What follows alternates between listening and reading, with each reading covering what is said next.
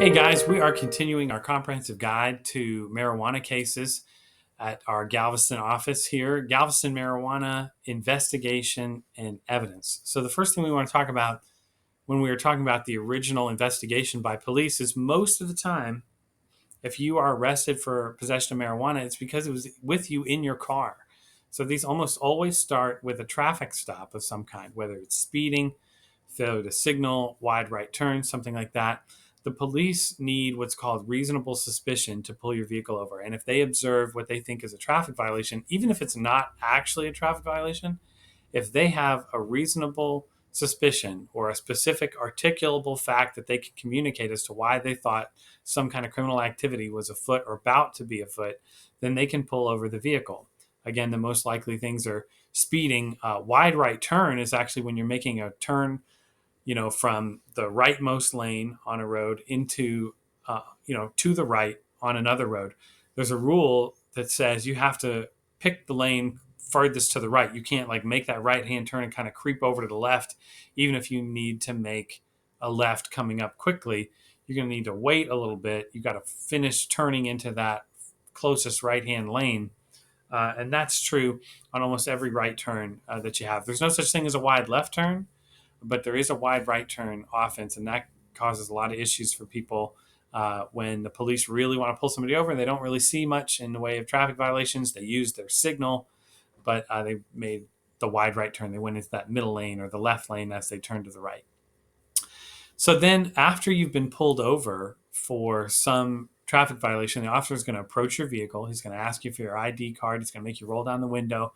And when you do, if there's an odor of marijuana, then typically that has been what they call probable cause to search. This has been challenged recently because in 2019, there's a law called the Industrial Hemp. It's not the Industrial Hemp Act, but it's the act of the legislature that made a distinction between hemp that has less than 0.03% THC content and the cannabis sativa L that has greater than that. That same plant is either marijuana or it's classified as industrial hemp.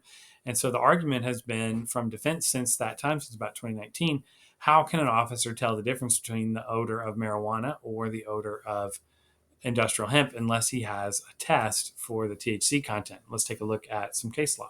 So this is a case from 2023 called Isaac versus State. And the court found that they were actually not the first court to decide this issue. There's a case called Cortez versus State from Dallas.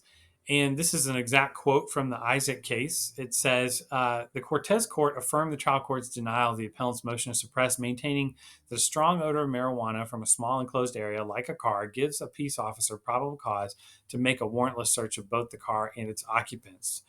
Like our sister court, we conclude that the odor of marijuana, as well as its appearance, can at least be part of the totality of circumstances. So this court didn't actually find that the odor by itself would be enough, which has been described to be enough in the past. Other cases on this point would be Tribbett versus State, which held that police, among other factors, could use the standard from Kentucky versus King, which is a U.S. Supreme Court case that basically says if you're at a home and you can smell marijuana inside and you hear the flushing of a toilet, you can break into the house as an officer and search so that they don't destroy the evidence, But there has to be some exigent circumstance, some reason why you think that evidence is going to be destroyed. And then that combined with odor of marijuana could allow you into a home.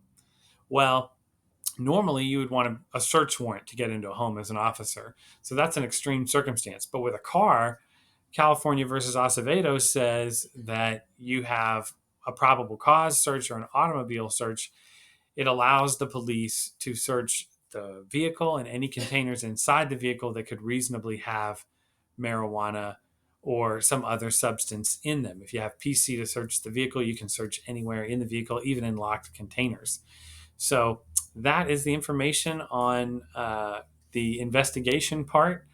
Typically, what we'll get to next will be lab reports, evidence provided by the state in the form of offense reports, but they'll all be describing what happened here in the investigation stage. Thanks for tuning in. Don't forget to like and subscribe if you like what you saw. Click the bell for notifications, and we'll see you next time.